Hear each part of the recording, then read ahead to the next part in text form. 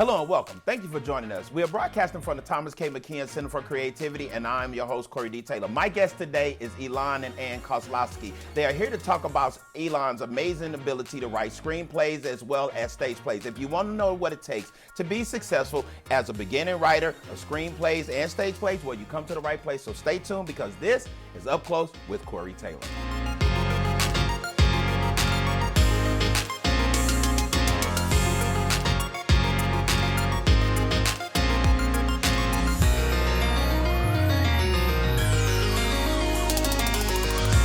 Okay, welcome back, and thank you for joining us. We are here with my guests today, Ilan and Anne Kozlowski, as well as my normal sidekick as of late, Dr. Gina Pasalia. How's everybody doing on today? Great, wonderful. Awesome. I'm so excited. I got all of this energy, as you can see, because I'm ready to just blast out in orbit because we got some amazing stuff that we're going to talk about today.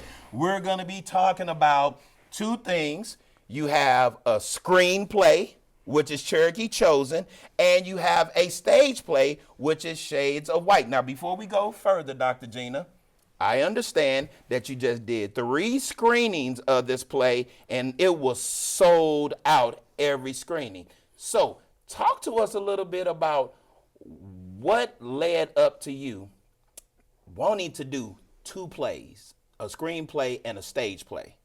Well, several years ago, I'm retiree. Okay. I looked all around, thinking of all the people, wonderful people that I've met through my life, and how much beauty, pain, pleasures, and humor we have recycled among us. Wow.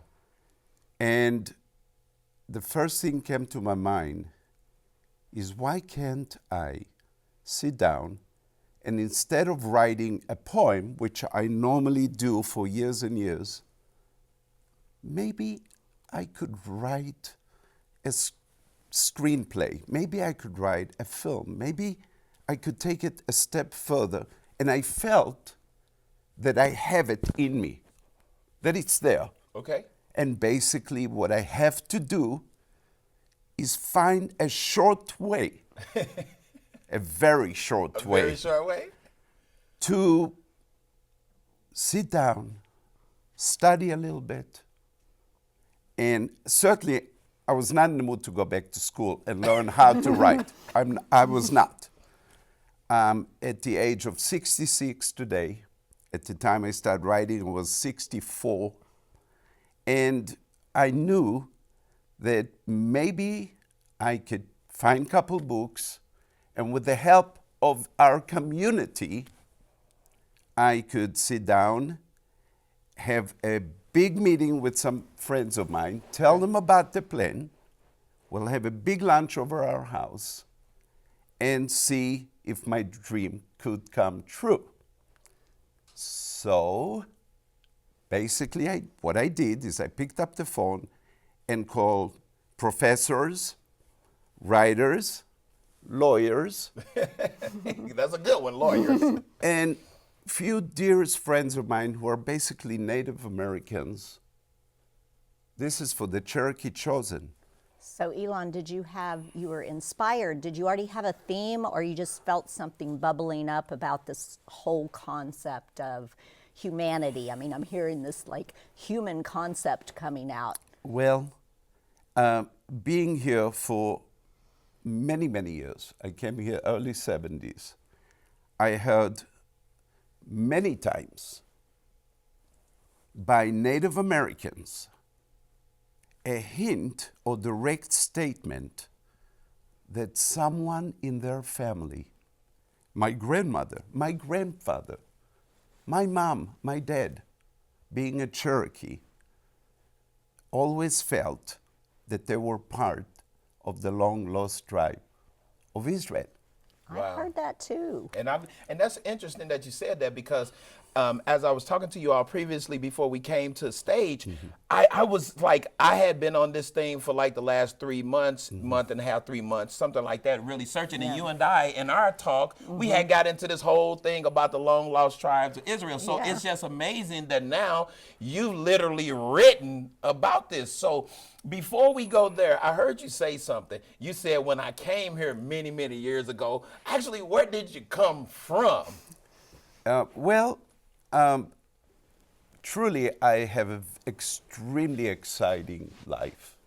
I was born in Tel Aviv, Israel, to a father and a mother who met in Israel. My father is a survivor of the concentration camp in Poland.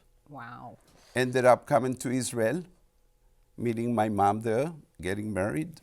I was born there as a very first generation Israeli. Wow. Very first. Wow. That's amazing. Literally, I remember when Israel was a desert, not the garden that you see today. Correct. Not the garden. And it didn't take very long for me to discover that the lens that I'm equipped, what God gave me as a gift, is a poetic lens. Good. I visualized and I look at the world from a poetic point of view. Has So to a be philosopher. peaceful, has to be loving, and has to have humor. Gotta have humor. Humor is amazing. So let me ask you this. So, Aunt, where are you from? Well, I'm from New York City. Wow.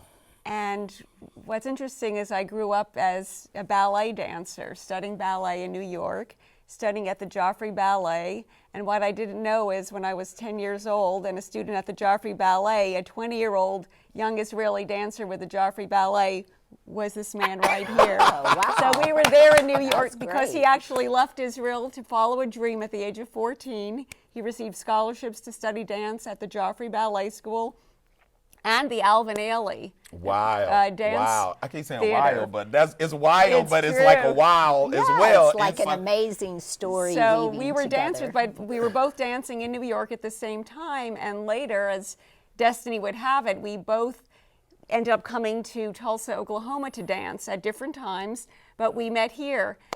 And if I may say, please. the one promise he had to make his father when he left Israel is that he would marry a Jewish woman. Wow. Because his father lost all his family in the Holocaust. And so it was the one promise he had to make. And when he was here in Tulsa, he was dancing and he received his education, started his own businesses, but he was not meeting a Jewish woman. And he put a prayer in the wall in Jerusalem, asking God for a wife, and if it wasn't going to happen, he was going to sell his businesses and move. Well, it was about a month later that I actually came to Tulsa and we met, and 3 months later he proposed. That's That was awesome. 35 years ago. stories. so- That is awesome. That's awesome because was it the Wailing Wall? Yes. That's what they call it. Yeah, no. Yes, but that was interesting because in March I went to Israel and it was amazing to stand in front of that wall and to really see the culture engage and Yeah. those of us who were tourists Right. and how serious, because that was the one thing you said he put the paper in the wall. I was like, why is all this paper in the wall? They said because they believe their prayers are going to be answered. Well, I'm like, well, where my paper at? You know, right. but that's awesome because your prayers were answered because for 37 years, as I understand it, correct? That's correct. And faith could go a long, long way in the journey of life. And Correct. around the world, it sounds like. In the journey of life, faith is certainly more than a supporting cast. It's So- the leading. So let me hear how faith operates in your plays, because we've just seen a little A snippet of what it, it is. and that looks like that really interfaces with one of the characters. Well, with the film, with the Cherokee Chosen, what basically happened, what was the trigger for me to sit down and finally write was I went by myself to a concert by Journey at the at a casino. Cherokee Casino. Yeah, Oh, the was it Cherokee. Cherokee? Hard Rock, yes. Oh, The Hard Rock Watch Hard Journey. Rock. to join without a ticket. It was sold out. And I asked all my friends, would anybody like to go with me? And everybody said, nah, it's sold out, no chance.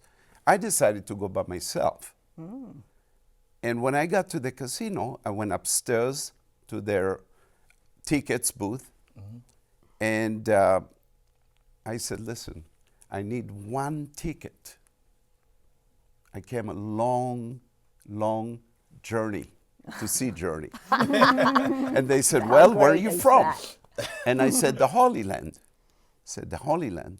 What? I said, yeah, from Jinx, Oklahoma.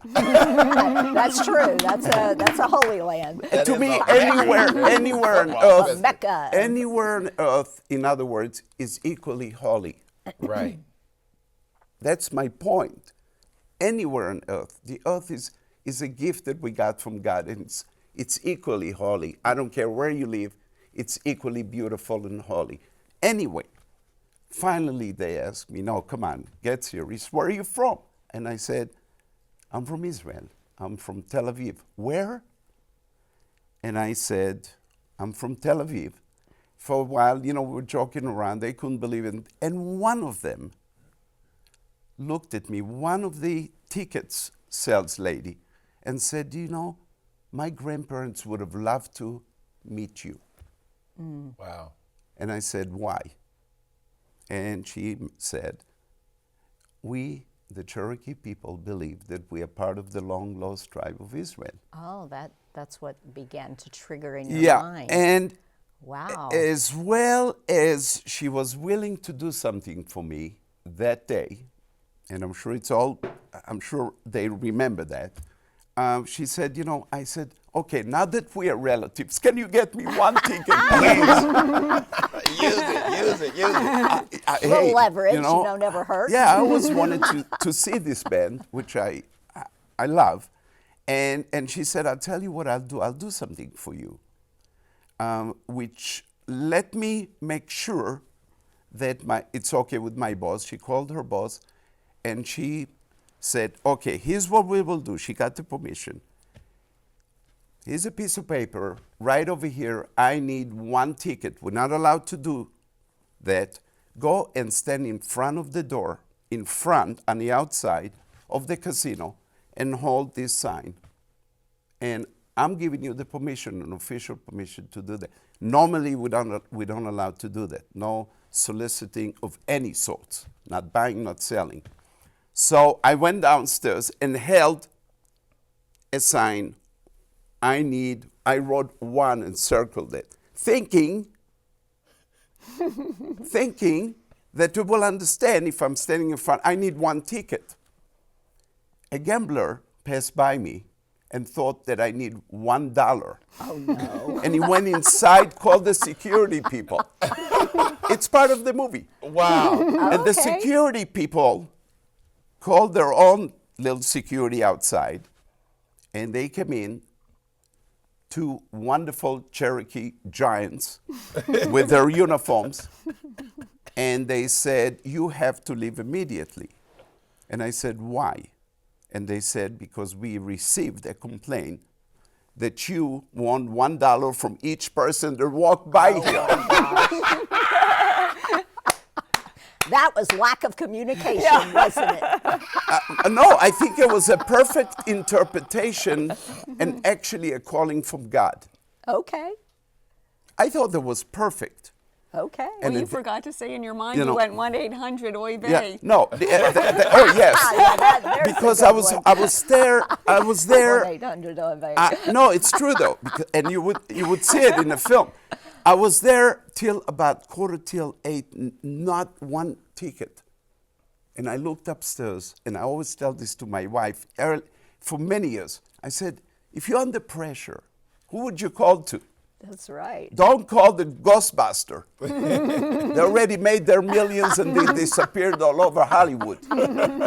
We are going to dial 1-800 oy vey. That's awesome. Like that. In Yiddish, it means 1-800, please, God, Yes. please, I'm gonna use that. you know, do something I good like for that me one. for a Donate under change. the Right, way. right. So, boom, the security people coming in after this little prayer. And they said, you have to leave. Because our complaint is, somebody interpret that. Because I didn't write, I need one ticket. I was almost afraid that I misspelled it. So I wrote, I need one. So to answer your question, what happened is, once they heard that it's a ticket, and they confirmed it upstairs, they were the kindest people, and they made sure that I got a ticket to get in. Once they knew you were You know, from the Holy Land. Once I knew that I was and you from were the a Holy Land. relative Yeah. from the long lost tribe of That's Israel. right. And so they were the most kind, gracious people. You know, I see that in the Shades of White, that same theme, like the collision of misunderstanding, Right. and then Correct. the kindness begins to come, And the love and the emerges. love Yes. as the understanding. So I don't know. We didn't see any of the clips of the other one, but that sounds like part of your theme. Now I want to say this because we didn't get a chance because Cherokee Chosen is in script form, and you know I know that's the movie, but Shades of White, which just sold out, which you're showing, which is your stage play. Right. I did notice because we did get a chance to Yes, see that some was some so clips of funny. it, Oh and my it was gosh, funny. it was But great. yet you were doing something, and I'm talking now from an African American perspective.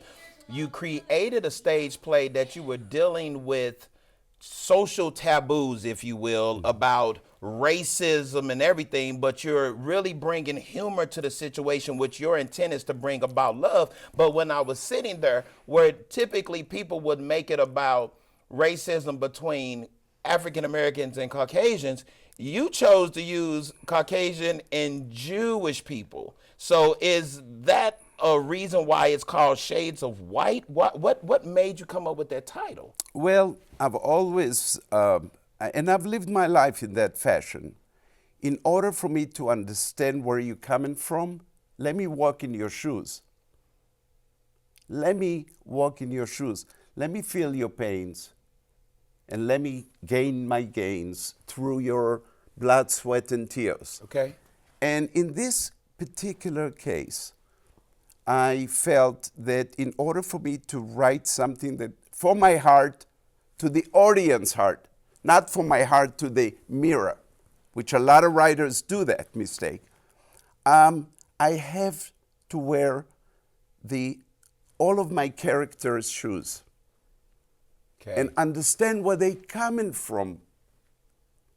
This story is not just between a Jew who walks the middle path. Correct. This story is not about just a black soul, which there is one in there. Correct. Representing so much of the pain.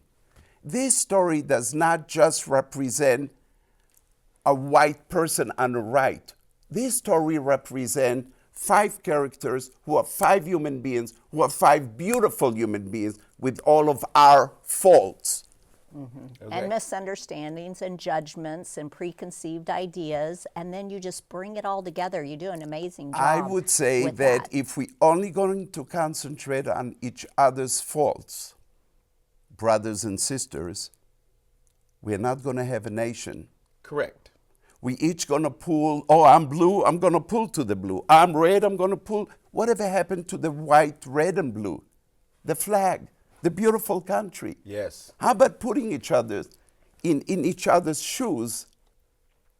Be kind, be sweet, be nice to each other. One of the reasons I decided that Tulsa is my home, let me take you back 40 years, is when I landed here, I thought this was the kindest, sweetest. I said to myself, here I come from New York City, landed in Tulsa, Oklahoma. What a wonderful place it is. Wow. I used People did not lock their homes. Keys were left in the car. Everywhere I turned, there's a smiling face. And besides, as a bonus, country music. that's funny. I like that. Country I like that. music. Right, right. Ilan, can I just want to, touch base with Anne here Please. because you're talking about love and you're talking about unconditional, genuine regard. Of course, we go to the social work antics. And so I think of your journey as I read about you from dancer to social worker to doctor. Yes. And it's just an amazing thing. And, you know, the theme of social work, of course, is, you know, that unconditional positive regard for humanity across the board. So talk a little bit, obviously you two connected and that understanding. Right. So talk a little bit about your journey, because from my perspective, having had a social work background also, and then going to health and behavioral medicine, it fascinates me. Well, I was so fortunate to be able to have a wonderful career in ballet in New York, elsewhere, but also here in Tulsa, and meeting this wonderful man who, the moment I met him, I'd only had a high school education, and he's the one who encouraged me to continue my education even while dancing. That's great. And this was before the internet. And I was very fortunate to find through Tulsa Junior College, as it was called at the time, now Tulsa Community College, they had telecourses, which allowed flexibility. I was able to study while being in rehearsal, while being on tour with the ballet. And it was wonderful flexibility. When I finished those courses, I was able to continue my education through the University of Oklahoma College of Liberal Studies, so through independent study. And then when I finished, I succeeded in my studies while dancing, but a ballet dancer's career is short. And we had started a family. I was a teacher, but I loved to study. I loved seeking knowledge for its own sake. And what did I want to continue with? Social work, because I want to give back to humanity. Right. And I thought I might be able to use my knowledge of dance in terms of dance therapy Yes, to we really talked help about with that healing, some. because it's so healing. And I went on to work as a social worker, it's director of Human and Social Services at the Tulsa Retirement Community. yeah. The Tulsa Jewish Retirement Community, working with the elderly. And then you became a doctor.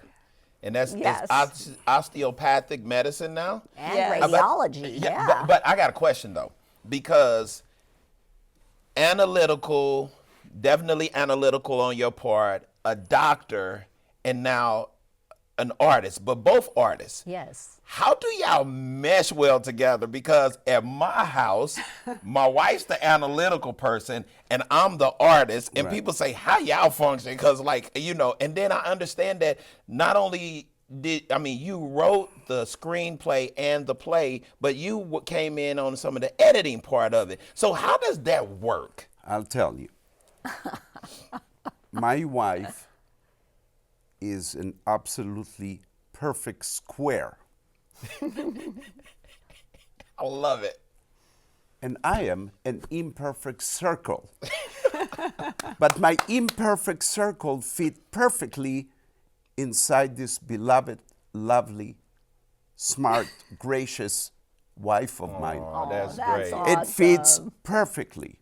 Wow. You did the dance thing, you did dance thing, and then you go on to be a doctor and you became a crazy serial entrepreneur doing business and stuff, and you're still a business guy. Right. But what did you think real quick when he said, oh, I think I'm going to be a writer now and write screenplays. I'm a retiree, and so I think I'm going to write screenplays. What was your response at that point? Well, I was surprised because he woke up one day and said, I'm going to do this. And then I thought, okay. But I know my husband, when he makes up his mind that he's going to do something, he does it.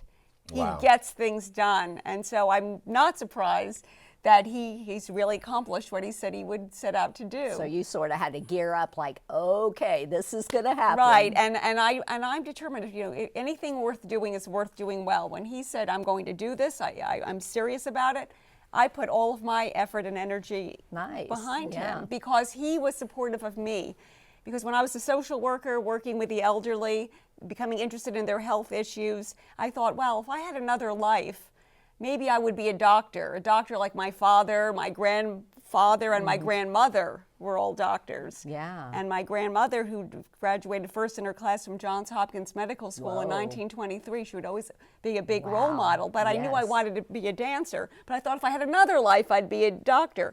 And he's the one who said, honey, I know that's in your heart to be a doctor. I'm going to support you. So he supported me in my dream of going back to medical school and becoming a doctor. So I thought this is my turn to support him in his dream. Wow. So here's what I want to say, because we got a little bit left, a little time left.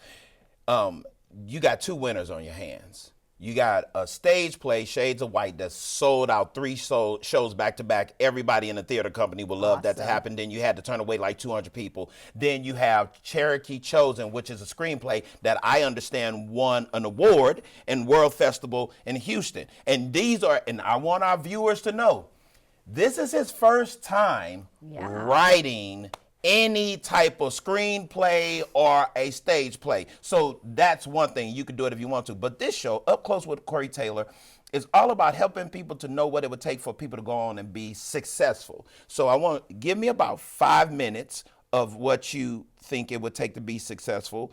And I would like to hear the same thing for you. But let's go ladies first.